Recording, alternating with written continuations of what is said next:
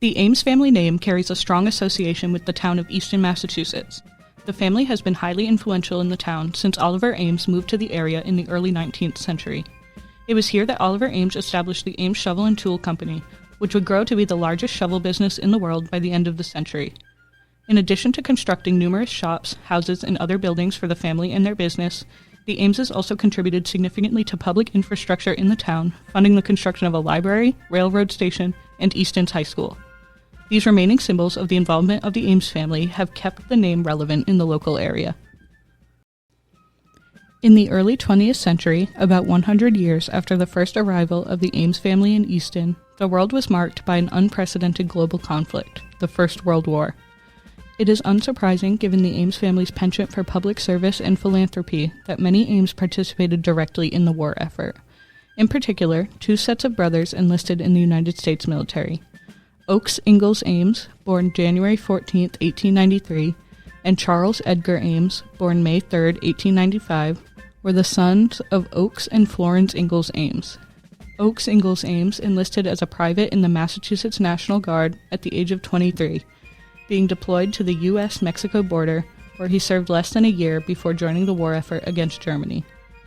Oakes chronicled his training in New York, followed by his voyage to and travels in France in his diary. These writings focus on his experiences before he joined in active combat, during which Oakes describes the more mundane aspects of his days, including the food and weather during his voyage aboard the Carpathia. In addition, however, Oakes also documents his thoughts on the nature of the war itself. On October 1, 1917, he writes, "Does any sane person really believe that the brave Germans are laying down their lives by the millions purposely in order to destroy democracies and enslave the world? A distinction must be made between the acts of a government and the desires of its people. Why, then, does a terrible slaughter go on when all the belligerents are praying for peace?" Despite his seeming reservations, Oakes continues, "My duty as a soldier is as clear and obvious as sunlight, and I can perform it with a clear conscience, a free and unbreakable will, and a true heart. For I have my country beyond all else, and the freedom and the liberty for which it stands and fights. The pity of it is that the youths of Germany are activated by the very same feelings and motives." Oakes's younger brother Charles also served as a lieutenant in France, and he documented his time in combat through a photo album, capturing the landscape and people he encountered. These images and the brief descriptions that accompany each of them in the album provide a glimpse into Charles's experience. Many of Charles's photos capture seemingly tranquil images of the beautiful French landscape, which was also described by Oakes in his diary. "Each small space of ground was immaculately cultivated, and no hill was too steep to bear its vegetable gardens, orchards, or vineyards. The small, white-walled, red-roofed villages with their narrow, deserted streets were particularly quaint, and the tolling of the church bells gave to all an atmosphere of peaceful charm that belied the reality." This reality that Oakes references is portrayed by harrowing captions that accompany Charles's photos. As the German line looked from my position on November 3rd to 8th, 1918, at the edge of Bois de Mois, Meuse Heights, near Verdun, on this spot I once saw 12 dead French tanks and 60 German bodies. Bank near Bayeux, where I had a machine gun emplacement, July 18th through 20th, 1918. My machine gunners killed at this spot by German snipers at top of hill shown in distance. Hill occupied by Germans on November 10th, 1918, between Flabas and V. Devanchement. At this spot I opened fire on Germans on the hill. Brothers Oliver Ames Jr., born April 8, 1895, and Richard Caldwell Ames, born September 23, 1897, to parents Oliver and Elise West Ames, also served in World War I.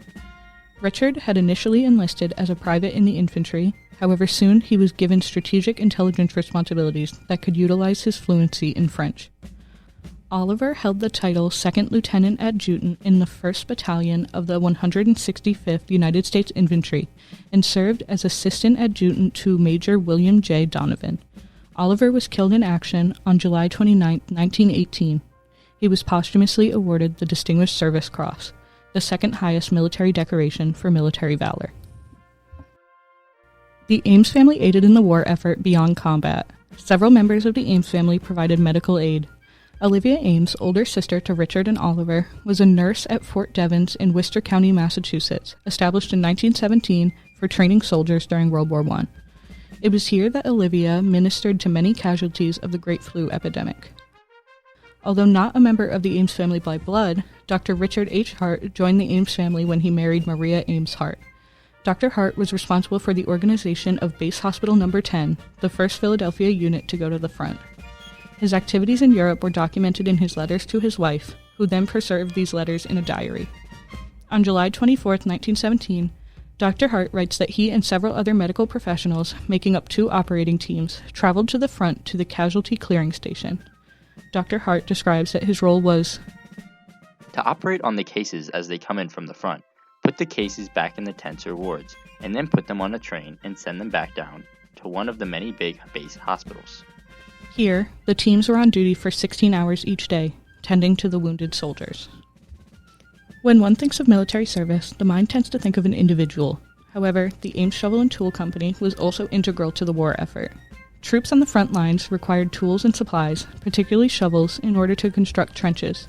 Tools and hardware were also undoubtedly necessary for the maintenance and production of armaments, ships, other transportation, among other things. The Ames Shovel and Tool Company was a major supplier of tools to the military. One bid for supplies from the U.S. Navy in August 1918 was over 200 pages long, including requests for a variety of different tools and hardware, including approximately 32,000 wrenches, 23,500 hammers, and 30,000 screws. The Navy also requested approximately 195,000 shovels, which would cost a total of $395,607.12. Fulfillment of these contracts for the U.S. military required production at both of the company's plants. The Ames family of Easton is a prime example of the multifaceted nature of military service. Several members of the Ames family served in combat overseas, an image generally associated with military service. In addition, Dr. Harte, who married into the family, also served the effort in France, acting as a doctor for wounded troops. However, the Ames family also participated in the war effort through their actions on the home front. Olivia Ames served as a nurse at a military base in Massachusetts and helped to deal with the Great Flu epidemic. In addition, the Ames Shovel and Tool Company provided thousands of tools to the United States military.